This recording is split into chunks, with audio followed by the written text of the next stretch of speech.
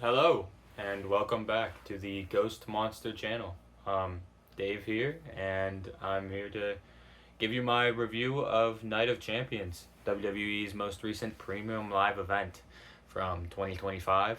It was this past weekend, which was the 28th. It was on the 28th of June. Um, and there's going to be spoilers in this review, this recap, and I'll give you my thoughts. I'll give you the lowdown on how I'm feeling towards WWE, which is kind of on the down low down. Oh, brain rot. Anyways, I do this. I look at the camera and I think to myself like, that felt manufactured, but it wasn't. That was all natural, and I wish I wasn't being serious. Anyways, the review, recap, and spoilers, all included. So we'll start. We'll just go top to bottom in the order of fights, and those fights.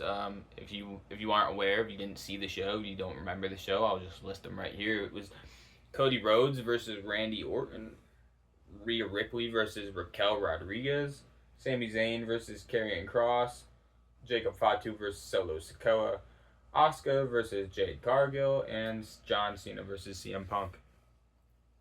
So I'll just go right down the line, and we'll start with just kind of the idea that overall I felt like this was kind of a lame pay-per-view. It was one of the cooler ones this calendar year from WWE, but that's not saying a lot to me. I thought that WrestleMania was a bit underwhelming this year. I felt like Elimination Chamber was pretty good and Royal Rumble were pretty good, but they're kind of like a given to be good. Money in the Bank was just alright. I don't know. I guess maybe it's higher up on the grand scheme of things in my head because I presume I'm gonna enjoy things less as time goes on, and that's probably accurate to some degree or another.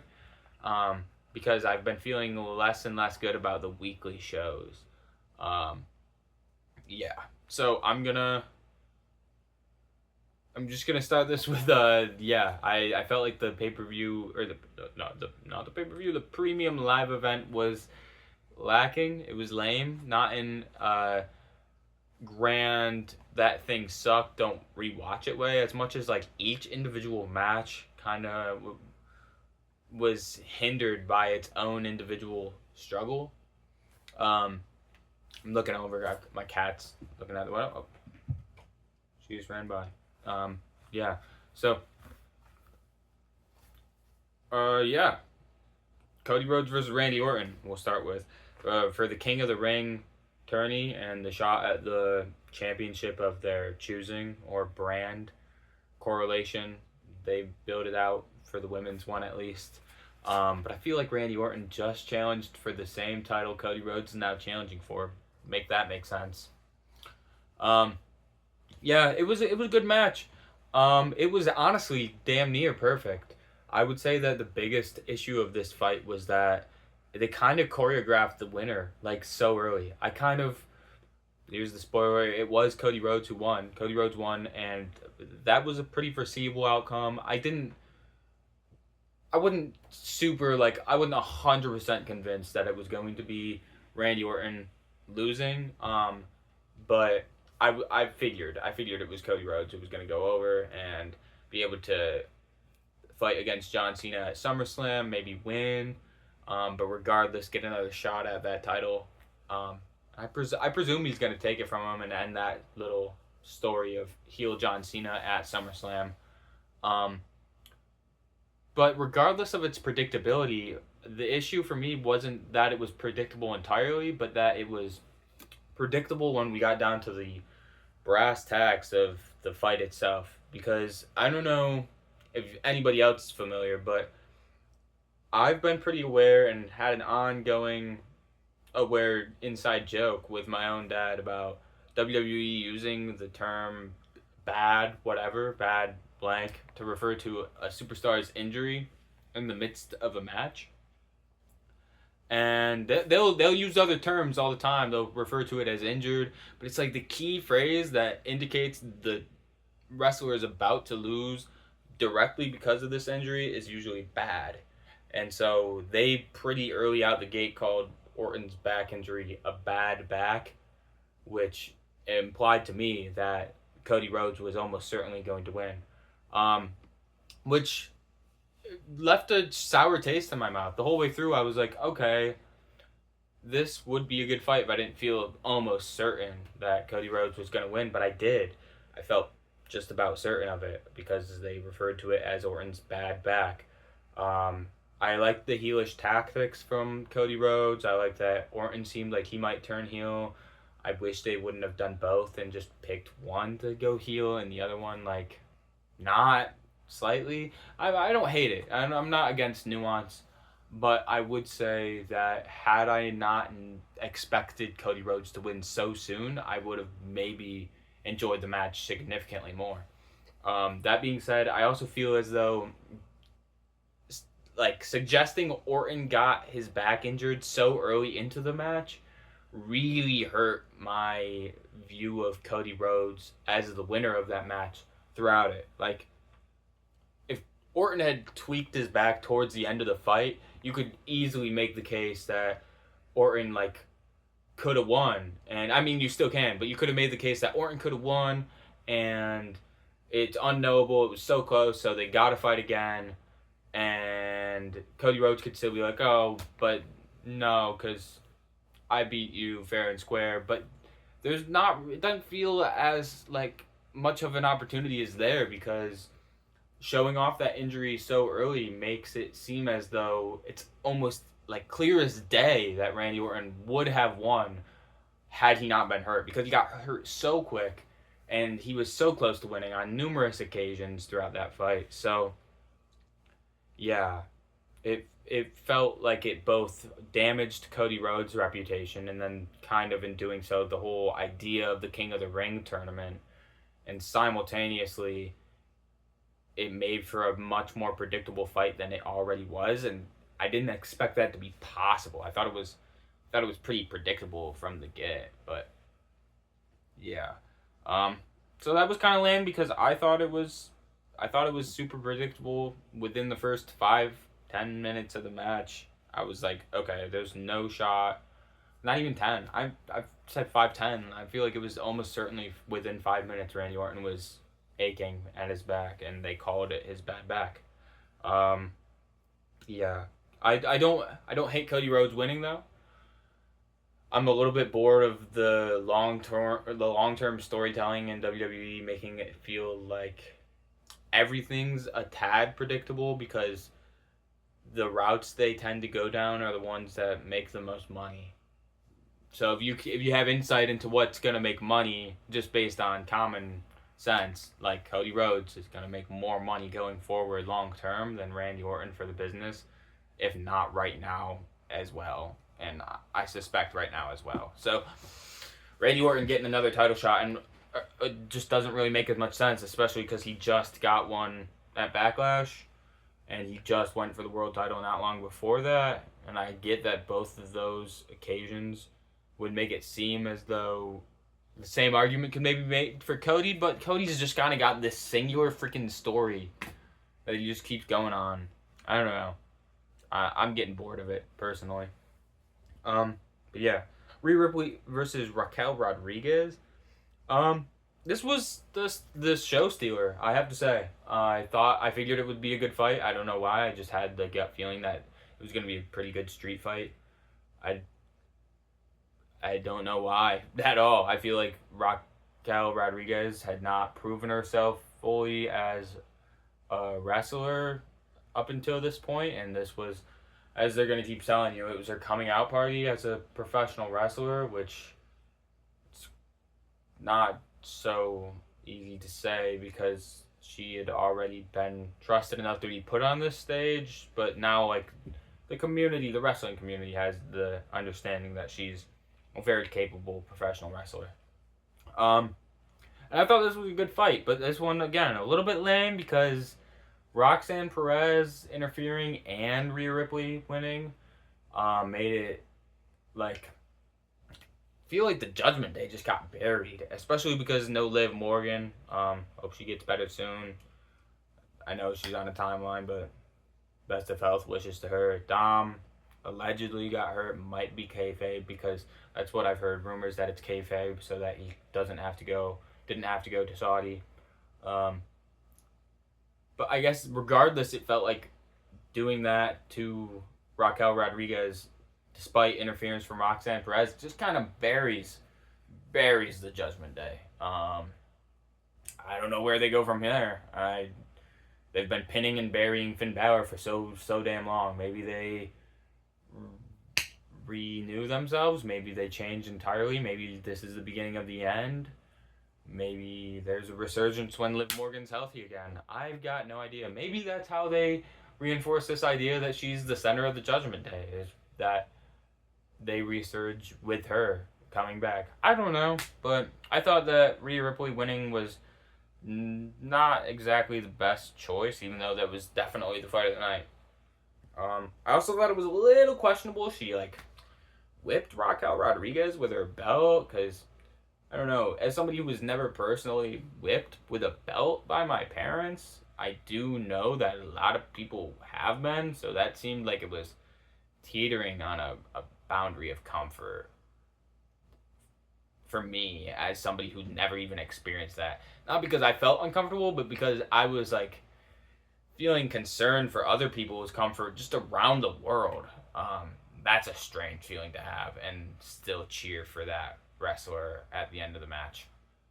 I don't think that's a hot take either. I think that was a strange moment, personally. Yeah.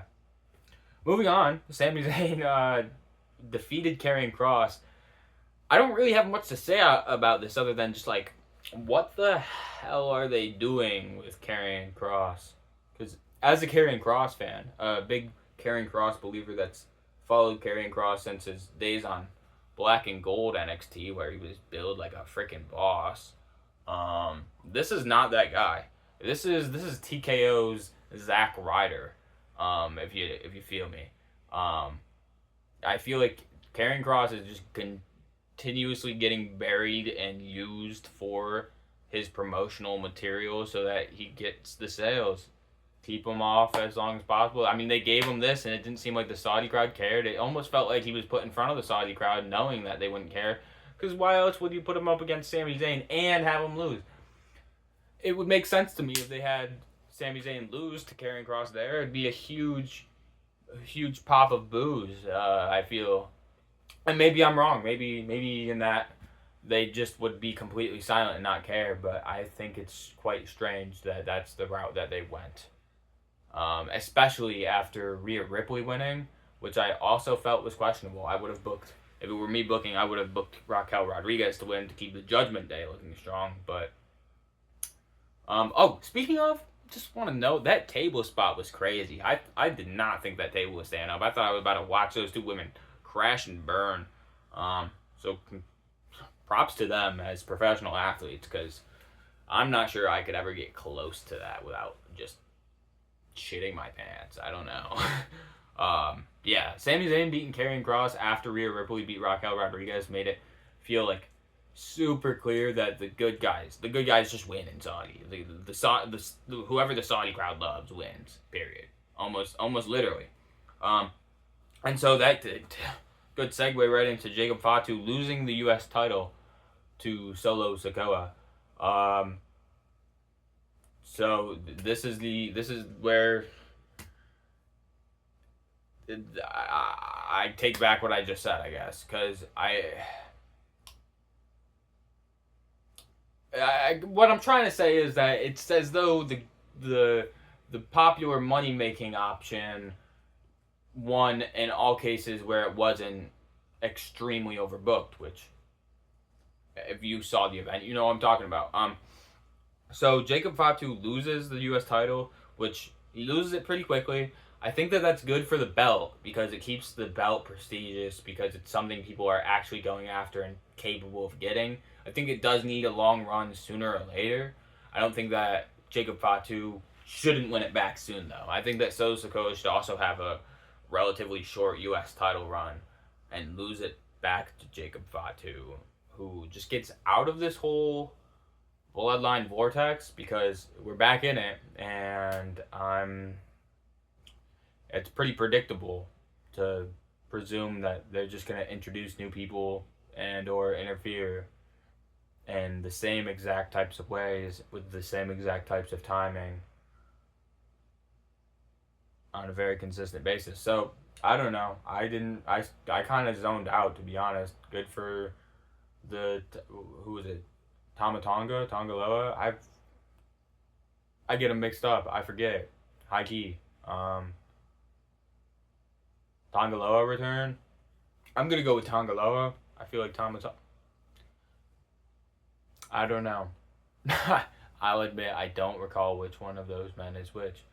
Um, that's unfortunate for me. But I guess my point is that there was the one of them returned. Hikuleo made his debut as Tala Tonga, which at first I thought was a little lame, but that's his real name, so less lame. Admittedly, less lame that he's just going by his actual name. Hikuleo is a pretty cool name though. JC Mateo is a less cool name than Tala Tonga. Say that much. I don't know.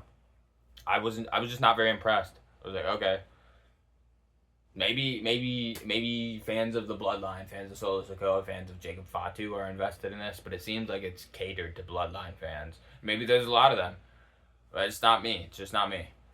So that didn't really speak to me. It was kind of lame. It was overbooked. They overbooked it in order to have the bad guy win, the heel, the heel. I was gonna quote bad guy, but I said heel. Yeah. So I'm not against the booking there, unlike the previous two fights I've discussed, Sammy and Rhea. But at the same time, I don't think I would have gone. I don't think it was necessary to go so overboard. I think that we could have had a return or a member joining. I don't know. Interference in a match is just kind of a repetitive way to join the WWE nowadays. Just show up on an episode of Raw. I don't know. I keep saying I don't know. It's because I don't. But Jade defeated Asuka.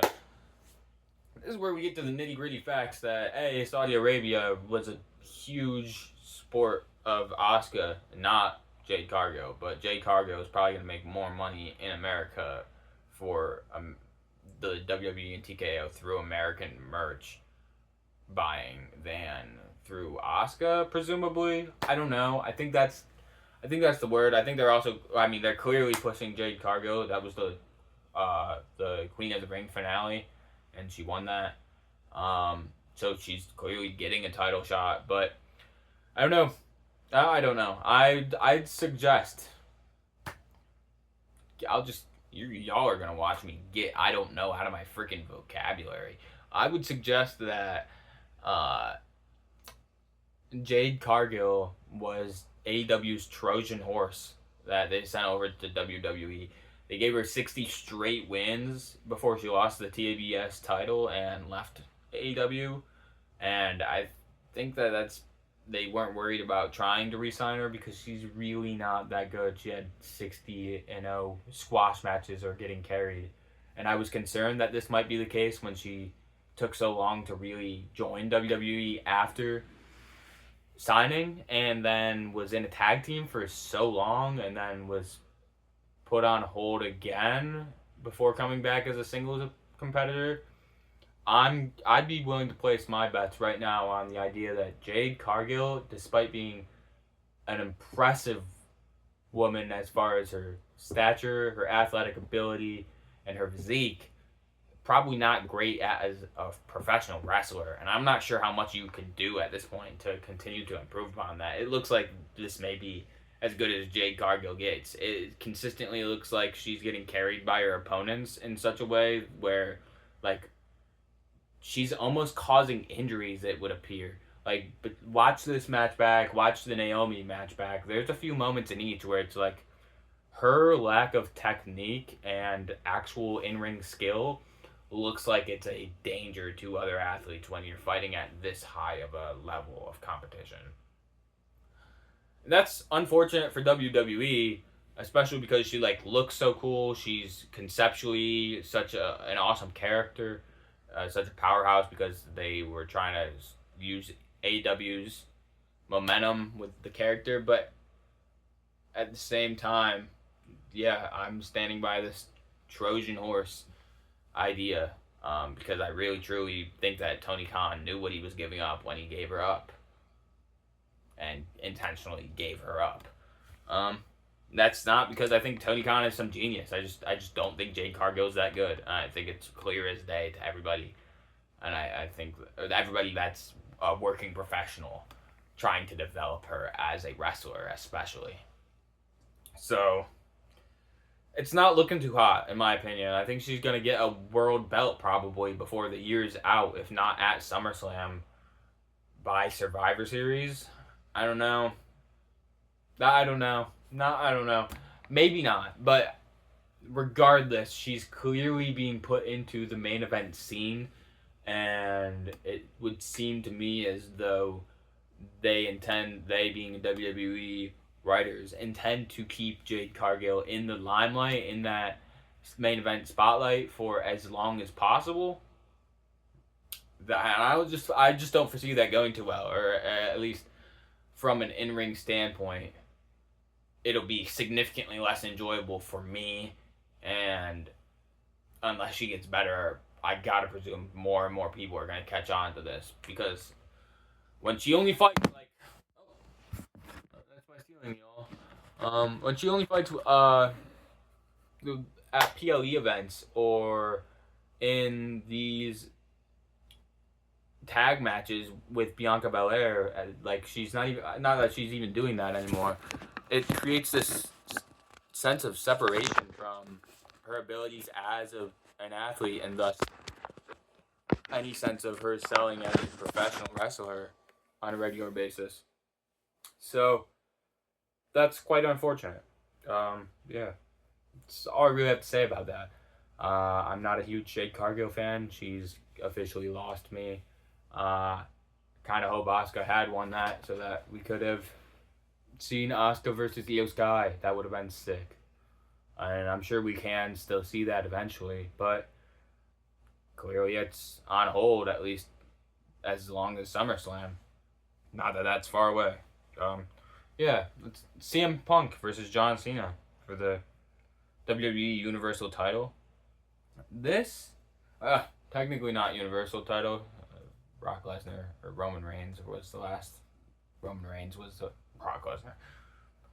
Roman Reigns was the last Universal Champion. I think they officially decided, even though clearly they called it that when Cody Rhodes won it from him. But yeah, the WWE Undisputed Gold Belt that John Cena holds, defended against CM Punk. I think it's worth noting, like, I wasn't against this whole idea of a John Cena heel run. I'm still not, but I haven't been very impressed by it because he doesn't look like he's that great of an in-ring worker anymore. Not that he's ever been the best in-ring worker, but, like, I don't know. He overacts quite a bit. His stamina is looking like his gas tank's low, and it's hard for me as a fan of wrestling more generally, who has other options like AEW, like TNA, like MLW even, to watch people who are like into their late 40s, early 50s, late 50s, Goldberg, fucking wrestle like they're high level professional athletes, when it's really hard for me logically to be sold on this idea that like Braun Breaker, Seth Rollins, and Bronson Reed could not just rip that title away. And I get that it's wrestling. I get that it's booked. I get that it's a story being told. But like, there comes a point when like it's not possible to completely ignore the glaringly large gap between Seth Rollins, for example, and John Cena as far as athletic ability, but not even just that, as much as ability to perform athletically for the duration of time that main event matches tend to be, which I think is why we're getting these finisher fests, because let's be real, that's what that was. Um, I really wish I loved it. First of all, I am a huge CM Punk fan. I've always been a pretty big CM Punk fan. I kind of have these fever dreamish memories of him as a heel when he was coming up out of ECW and into main roster WWE. And I very, very distinctly remember growing up during his Summer of Punk reign, and right before that when he had that Money in the Bank match against John Cena, the iconic one. Amazing, amazing. It's really the CM Punk John Cena storyline where CM Punk left the WWE and it was impossible to tell whether or not it was kayfabe. That is what got me into professional wrestling, like deeply, deeply, thoroughly engaged, because it was confusing for me for a while to be like, okay, is this real? Is this fake? I don't even know. Like, it doesn't even feel like a safe conversation to have with wrestling fans, but that storyline made it feel approachable. Yeah, and made it easier to comprehend that it's not so simple as being real or fake. It's both, because they're real people and characters in a weekly episodic television show, sometimes representing themselves as themselves. So the lines get blurred. That being said, I'm a huge fan of the idea of this fight, but I kind of didn't feel like it was going to be good because Cena's in-ring work has been so poor in the last few months. Yeah, it was very nostalgia reliant, and as it's slowly becoming Gen Z's turn to be in the reception of all this nostalgia marketing. It's kind of obnoxious. I can see millennials going through it at the moment, and it's so heavily pandering, and it's really not for me. It's like, okay, cool, the past, but I'm provoked by creativity and new ideas more so than remakes or remastered versions of something I already could appreciate as it was. Like, I don't need your live action Aladdin because I enjoyed the animated one quite well. I don't need a live action Cruella de Vil movie.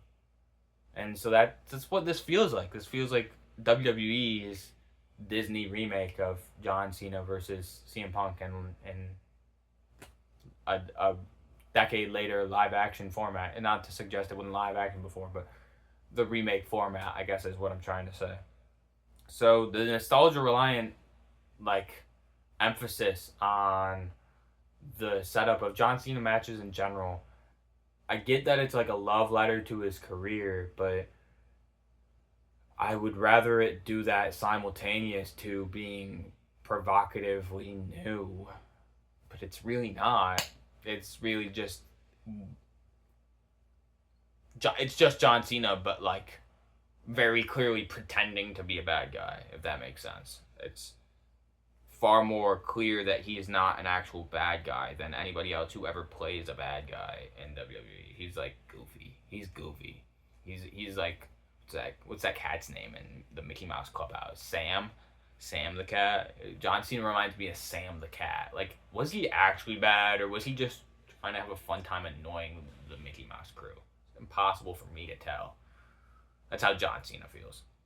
Anyways, it also was a finisher fest. Finisher fest type matches have almost literally never worked for me. The only time I've ever been impressed by a finisher fest type match, was also the only time I've ever been impressed by a Goldberg match, and that was when he came out and beat Brock Lesnar, when Brock Lesnar was like a part-timer, because that was even more annoying than watching Goldberg do a finisher fest match that was immediately over. But then that became like the MO of WWE, and that's around when I stopped caring and I stopped watching on a consistent basis, because I'm not pro 5-minute match, 10-minute match as the main event just because it gets so hyped, just because people love finishers. It's like the idea of a good fight without really presenting to you a well choreographed fight. So that's what this was, and it's you'd be lying to yourself to suggest it wasn't, because they so immediately got into attitude adjustments and the go to sleep and even trying out submission moves against one another, and it was so quick and there was so little chain wrestling or anything else in between before it got straight into Cena's 5 moves of doom, and it just lost me so quickly because of that. Like, for example, I'm not anti finisher fest as the way to close out a fight. Or to progress a fight towards a climax, but it needs some space to breathe and actually be a wrestling bout. Like, my match of the year so far is CM Punk versus Seth Rollins the very first time they fought, because it felt genuinely completely unpredictable who would win that, because I didn't know whether or not they were going to continue doing this feud. I didn't know whether or not they were going to try and make it a trilogy, which it started to feel like, or involve Roman Reigns at the time, or build to that triple threat at WrestleMania. It was just CM Punk versus Seth Rollins on Raw Netflix episode 1. And that, for me, was a finisher fest by the end. They had not only hit their own, but each other's to a dramatic degree of times. A dramatic count of times. But in that, it still felt as though it was a fight for a while. And that was the progression of the intensity, was the desperation to use the finishers and try to beat each other and consistently go back to those moves, because if those couldn't put them away and you don't got anything else in your repertoire, you're just going to go back to it. Go back to the well type vibe. And so that makes sense to me as a format for wrestling to close with, but it doesn't make as much sense to me when it just jumps the gun and immediately it's on to doing these finishers and being a finisher fest, because there's no sense of desperation to me. It's more so like, all right, let's get this done and over with. And that's not main event material, in my opinion. As far as the booking of this, again, way overbooked. I don't mind the Seth Rollins cash in. I actually really enjoyed the way that he came out and he and sent everybody after him. I like Paul Heyman looked cool standing there holding the briefcase. I didn't expect him to successfully cash in, though I'm not bothered by the fact that he came out seeming as though he tried. I also really enjoyed that John Cena came away with the belt in a way that seemed like it was so desperate, so like, I don't know, hit and run-ish almost. That's not terribly inappropriate, where he grabbed the win and then he got out of there as quick as possible. He quite actually stole the win. But it was just a bit over the top to me that Penta showed up to take on Braun Breaker, I guess, and then Sami Zayn came out too. It seems as though they're almost doing like a everybody versus Death Riders AEW type story at this point, in a way that's super overdone, especially because AEW has a tendency to wait for a lot of that overbooking to happen until the very end of the match and or after the match. Not that they never do it, and not that I'm trying to be hypocritical and be like, when they do it, it's good, but it's kind of like Penta came out of literally nowhere. I don't know. Maybe I need to watch Raw more to appreciate the Penta save attempt. But Sami Zayn coming out after he was already in a fight, felt a little overdone. Additionally, it's strange that like Braun Breaker and Bronson Reed get represented like they're so unstoppable as a duo and as a team with Seth Rollins, but one clothesline over the ropes and then Penta diving off the stage is enough to just lay him out for real. Even though they can take those moves multiple times throughout a match. I get that that's wrestling logic. That's wrestling logic to a degree, but you don't need to as a booking decision, you don't need to, I wouldn't say, treat me like I'm stupid. I don't know. And that's, I guess, how it comes across sometimes. Like, all of the wrestlers are just little action figure plot devices, and any sense of realness or fakeness. Never matters because it's just subjectively whatever is going to make TKO the most money, combined with slight belief in Triple H's booking decisions directing the path of WWE, and I don't have a lot of faith in that in the way that it's been presented so far. So I don't know. Yeah, overall, I didn't hate the event. I feel like I've talked a lot of negativity, but that's just because I didn't really enjoy it. I felt like it was underwhelming, just underwhelming. It had a lot of good fights on the card, a lot of unpredictable fights on the card, but like I said, each individual fight felt lame in its own separate way, even though cohesively the event was alright. Um, so yeah, I would say between that and the way the outcomes did end up leaning towards the more predictable ones, I would probably give it a C if I had to give it a grade. I don't like letter grades actually. I don't like letter grades because it doesn't feel very definitive to me. So I'm gonna give it like a 2.5 out of 5 stars. That's what I'll go with. A 2.5 out of 5 stars. Um, Missable. It was a missable event. You could probably catch it on highlights from Monday Night Raw and feel the same level of hype I did while watching it live. Um, yeah, that's serious. So hopefully you enjoyed it more than I did. Hopefully you can share with me your take if you have any about the Night of Champions event and provide me with a more positive a more positive perspective of the experience. Yeah, that's what I'm going with. Because that's really what I'm here to seek. Is more positive perspectives of experiences more generally. Yeah, I think that's all. These have been my thoughts on Night of Champions. I appreciate you for visiting the Ghost Monster channel, and peace.